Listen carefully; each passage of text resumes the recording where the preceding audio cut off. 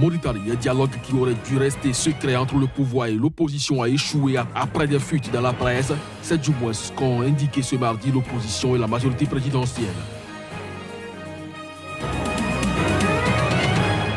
Au Niger, quelques 1500 militaires africains, américains et européens participent à de manœuvres dans l'ouest et le nord du pays. Objectif, s'exercer face aux menaces terroristes qui planent sur ces régions. Plus de 200 personnes fuient depuis vendredi des violences dans le sud-ouest anglophone du Cameroun pour trouver refuge dans la région du littoral. En zone francophone, l'information a été révélée de sources officielles.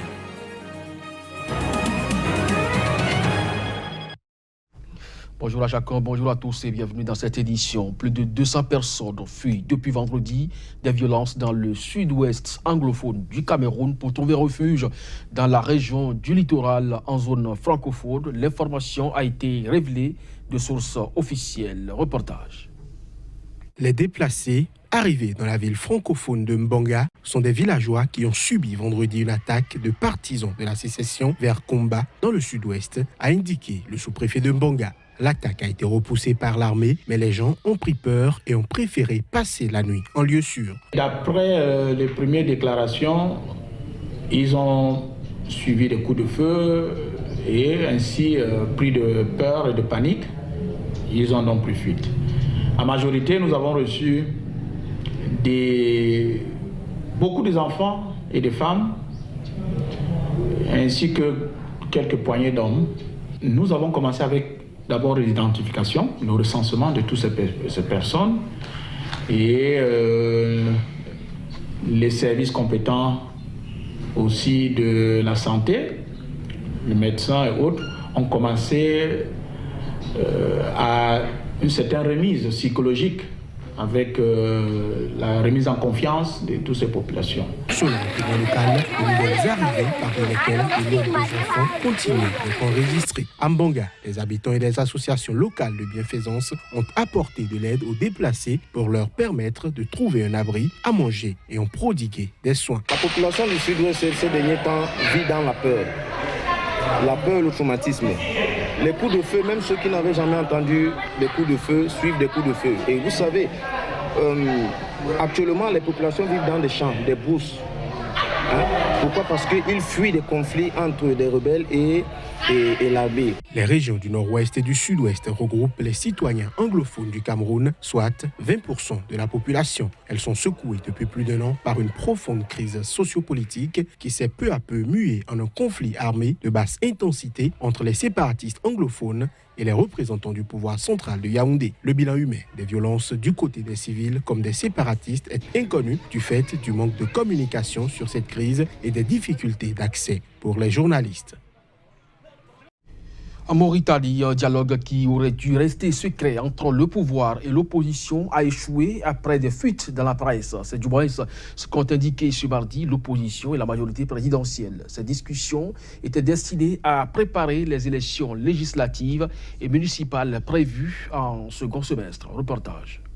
Le parti au pouvoir, l'Union pour la République UPR, nous a signifié officiellement la fin de ce dialogue secret qui a réuni ces derniers jours des délégations de la majorité présidentielle et du Forum, a déclaré le président du Forum national pour la démocratie et l'unité FNDU, Mohamed Ould Mouloud. Les discussions avaient permis une avancée significative sur la voie d'un accord politique que nous devions signer jeudi dernier, mais entre-temps, l'autre parti a fuité une mouture proche de l'accord, mais qui en dénature la forme et le fond, a expliqué lundi soir devant la presse le président de l'UPR, Sidi Mohamed Ould Maham. Le chef de l'opposition dite radicale a expliqué que sa délégation avait demandé d'ajouter au test proposé par le pouvoir, en signe de bonne volonté, la libération des détenus politiques et la fin des poursuites contre les opposants. C'est cette proposition qui a semblé irriter l'autre parti et, au lieu d'une réponse selon les formes habituelles, nous avons eu droit à une réponse incongrue à travers un tweet du président du parti au pouvoir annonçant la fin du dialogue,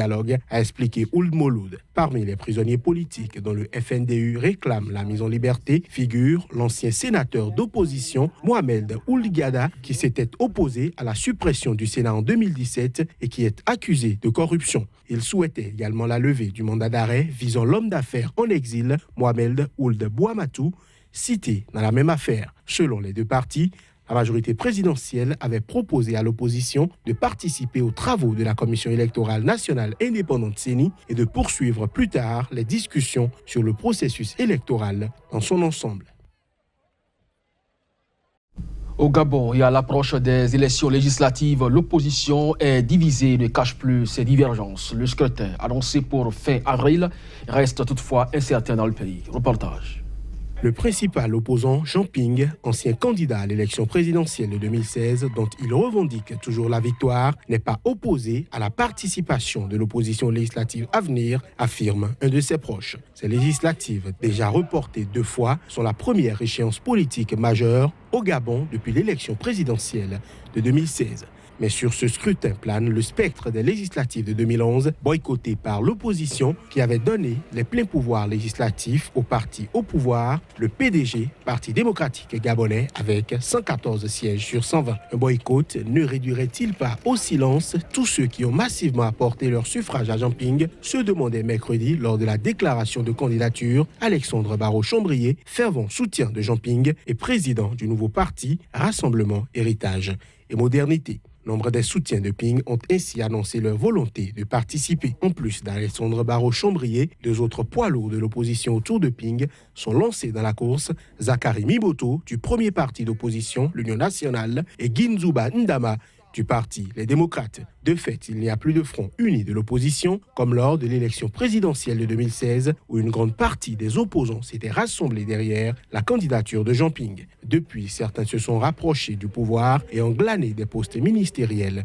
ou à responsabilité. La presse gabonaise différencie ainsi l'opposition radicale autour de Ping de la modérée, rassemblant ceux qui ont accepté de discuter avec le gouvernement lors du dialogue politique organisé en mars 2017 par le pouvoir. Les divisions de l'opposition étaient flagrantes avec la mise en place du Centre gabonais des élections CGE, chargé de l'organisation des législatives annoncée pour le 28 avril, mais dont la date n'a pas été communiquée officiellement. En Angola, le procès du journaliste et défenseur des droits de l'homme, Rafael Marques, a été ajourné au 24 avril prochain.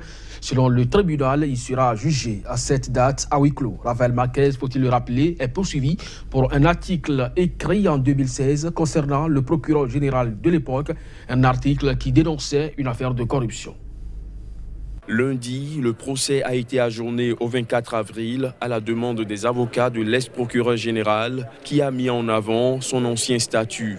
Le tribunal a décidé de ce que le procès ne pouvait pas se tenir au palais de justice, mais dans les bureaux du procureur général et à huis clos.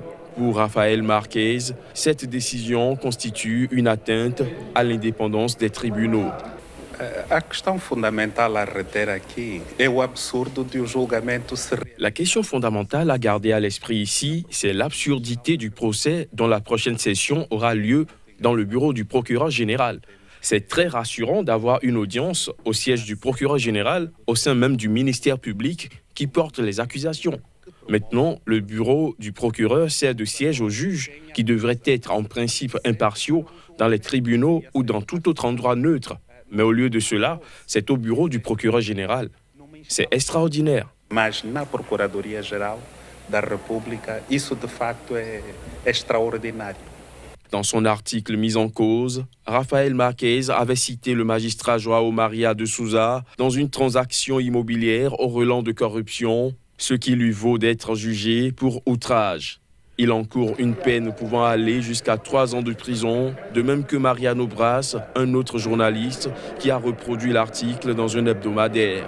Un des plus célèbres opposants au pouvoir en Angola, Rafael Marques a déjà été condamné en 2015 à 6 mois de prison avec sursis pour dénonciation calomnieuse de 7 généraux de l'armée dans un livre accusant le régime de couvrir des violences contre des chercheurs de diamants. Temps dur pour les opposants au Sénégal. L'élu de l'opposition, Barthélémy Diaz, proche du maire de Dakar, Khalifa Sall, déjà condamné, lui, le 30 mars à 5 ans de réclusion pour escroquerie, a été condamné ce mardi. Il écope d'une peine de 6 mois de prison ferme pour outrage à magistrat. Les détails. Barthélémy Diaz, maire d'une commune de l'agglomération dakaroise, Mermoz-Sacré-Cœur, dissident de la majorité présidentielle et ancien député socialiste, était jugé par le tribunal de flagrant délit de la capitale sénégalaise, qui l'a en outre condamné à payer une amende de 100 000 francs CFA, soit 150 €. Le parquet avait requis lors du procès le 8 avril 2 ans de prison contre Diaz, qui avait plaidé non coupable des accusations, notamment d'outrage à magistrat, de discrédit sur l'ordre judiciaire et une décision de justice, et d'avoir provoqué un attroupement non armé. Il avait à la barre déclaré souhaiter ne pas rentrer à la maison par solidarité avec le maire de Dakar, en détention depuis mars 2017. Si Khalifa Sall couche en prison, alors moi aussi je suis prêt à faire don de ma liberté, avait-il affirmé au juge. Nous rejetons cette décision de justice. Nous pensons qu'elle doit être infirmée. On va faire appel, a déclaré à la presse Maître El Hadji Diouf, un avocat de Diaz, après le jugement. Nous vivons les heures les plus sombres de notre démocratie. Aucun homme politique ne peut plus critiquer le fonctionnement normal de la justice. Bonjour la pensée unique, a-t-il ajouté. Partisan fervent de Khalifa Sall, Barthélémy Diaz s'en était vivement pris au juge après la condamnation du maire de Dakar le 30 mars à 5 ans de prison et plus de 7 600 € d'amende pour escroquerie sur les deniers publics et faux en écriture sur un montant d'environ 2,5 millions d'euros. Barthélémy Diaz et Khalifa Sall sont des dissidents du Parti socialiste PS, membres de la coalition présidentielle. Ils font partie des responsables de ce parti, exclus en décembre pour violence, indiscipline et activités politiques concurrentes. Au Niger, quelques 1700 militaires américains, européens et africains participent à des manœuvres dans l'ouest et le nord du pays. Objectif, s'exercer face aux menaces terroristes qui planent sur ces régions. Dans le nord, les exercices se déroulent dans la nouvelle base militaire américaine basée à Agadez, proche de la Libye, de l'Algérie et du Mali. Reportage. L'exercice Flintlock 2018, qui se déroule dans l'ouest et le nord du Niger, vise à renforcer les capacités des pays de la région sahélienne à lutter contre les organisations extrémistes violentes. Quelques 1500 militaires africains, américains et européens participent à ces manœuvres entamées depuis une semaine. Les opérations de simulation qui vont durer jusqu'au 20 avril devraient permettre aux États engagés de protéger leurs frontières. Nous avons des défis sécuritaires sur presque toutes nos frontières. Donc si vous voulez par exemple opérer au sud-est vers Difa, vers le lac Tchad, ou si vous voulez opérer vers l'ouest, la position d'Agadez, vous voyez qu'elle est plus centrale. Nous avons effectivement beaucoup de menaces qui utilisent la partie nord de notre pays. Tout le transit qu'il y a, par exemple, entre le sud-ouest libyen et le nord du Mali passe forcément par la région d'Agadez. 3 régions nigériennes sont concernées par l'exercice, Tillabéri et Tawa à l'ouest, proche du Mali, et Agadez au nord, proche de la Libye, de l'Algérie et du Mali. Parallèlement, des antennes de formation sont ouvertes au Burkina Faso, théâtre de plusieurs attaques terroristes, et au Sénégal, qui a été jusqu'ici épargné. Ces exercices aériens et terrestres, organisés chaque année par le commandement des États-Unis pour l'Afrique, regroupent cette année 8 pays africains et 12 pays occidentaux. La force du G5 Sahel en construction apparaît comme principal bénéficiaire de ces manœuvres. Le Mali, le Niger, la Mauritanie, le Tchad et le Burkina Faso sont impliqués dans l'exercice. Le Nigeria et le Cameroun, qui luttent également contre le groupe islamiste Boko Haram dans le bassin du lac Tchad, y participent également. Ce sera tout pour cette édition, mesdames, messieurs. Merci de nous avoir suivis. Très bonne journée en nos compagnies.